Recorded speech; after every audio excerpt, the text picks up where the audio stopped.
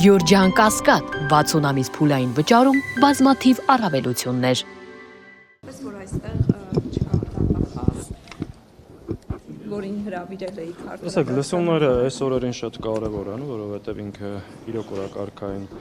խնդիր է, կարող է մի հատ բարձրանամ վերև։ Կարևոր է բոլոր խնդիրները բարձրաձայնել կոնկրետ օրինակներով ցույց տալ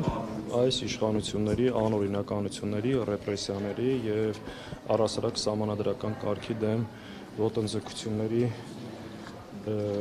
շրջանակներում, ինչա կատարվում էր երկրում։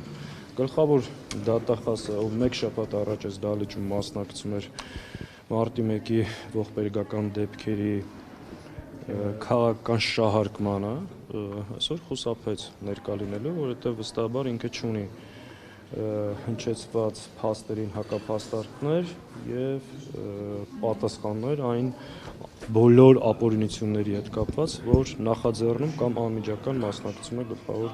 դատախազ։ Նաեւ հրավիրել ենք միջազգային կազմակերպություններին Հայաստանում հավատարմագրված դեսպանություններին, ովքեր եկել են շնորհակալ են, բայց ստեղ էլ մասնակցությունը բավականին կարծեմ 2 թե 3 դեսպանատենից ներկայացուցիչ կա։ Այստեղ էլ պետք է արձանագրել մեկը Միացյալ Նահանգներին, այն երկուսը չեմ հիշում, բայց կարծեմ 3-ն է։ Այստեղ էլ պետք է արձանագրել ընդհանրապես այդտեղ ցածր, որ խուսափել են գան եւ մոտիկից ծանոթանան Հայաստանի ժողովրդավարության իրական պատկերին, չնայած մենք ստեղից երկուսները եւ արձանագրությունները իրենց ուղարկել են։ Իշխանությունների այսպես սեռագիրը տեսնում եք այստեղ, որ ասենք խորհուրդ տված լինեն, պետք չի գնալ, թե ամեն դեպքում իրենք այսպես դեսպանատները։ Այստեղ հստակ տեսնում ենք երկակի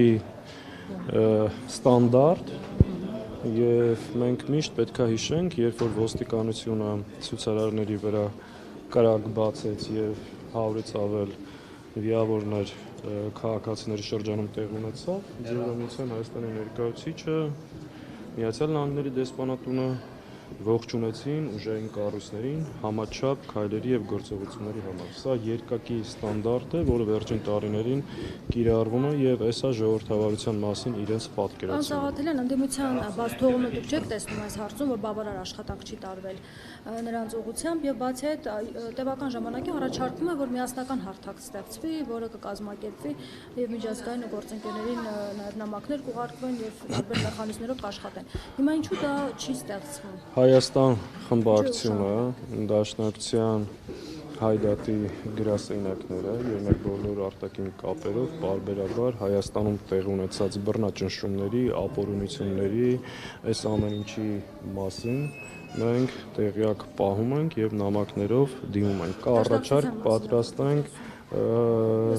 մենք չենք առանձնացնում։ Իսկ ինչ վերաբերում է ընդդիմության ընդհանուր հարթակի միասնական ճակատով պայքարելու հետ կապված, ես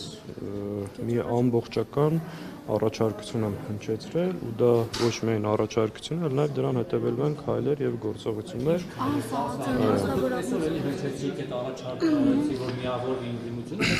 Ես ընդդիմության միավորման մասին չեմ առաջարկություն հնչեցրել, ես հնչեցրել եմ հետեւյալի մասին, որ կան կարևոր առանցքային